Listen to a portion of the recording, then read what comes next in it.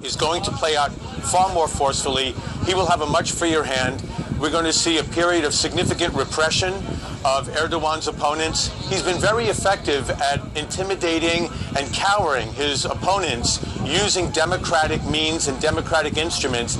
I think right now it might be an all-hands-off approach, and it could be very, very dangerous for perhaps thousands of Turks in Ankara, Istanbul, and around the country. I was fascinated earlier, John, by President Obama and John Kerry both kind of giving individual statements saying they were watching this, and then later on they said they had spoken and they had come out on the side of democracy, saying that we should come out on the side of democracy in this case.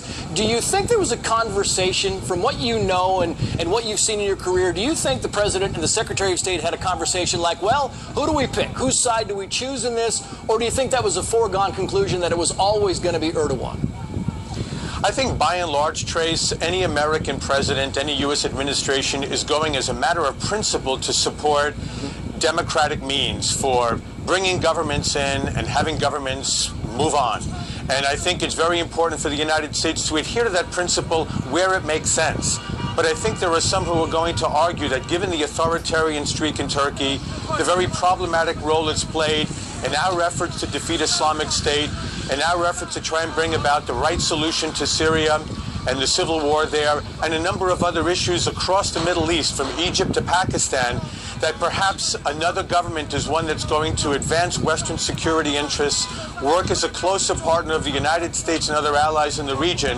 And I'm not sure there are people who wouldn't want to see Erdogan out in Washington and elsewhere around the world, including in the Middle East. So what you're saying, John, is we don't really like Erdogan, or maybe some don't really like the president of Turkey, but right now, at this point in time, you're saying that it's more important to have a stable country in the Middle East, which many have said is really the linchpin to the Arab world for the United States. More important to have a stable country than it is to get rid of a leader that we may not necessarily be in love with.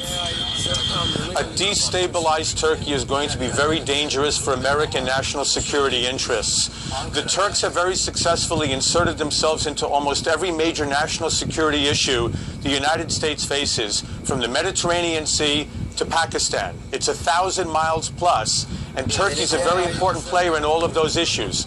So we need a stable Turkey, but we want a Turkey that's more democratic, that adheres to the rules of the international order, and we don't know if that's going to play out over the next several days or next few weeks. This is going to be chaotic for some time to come, I'm afraid. I want to borrow your phrase there, dangerous.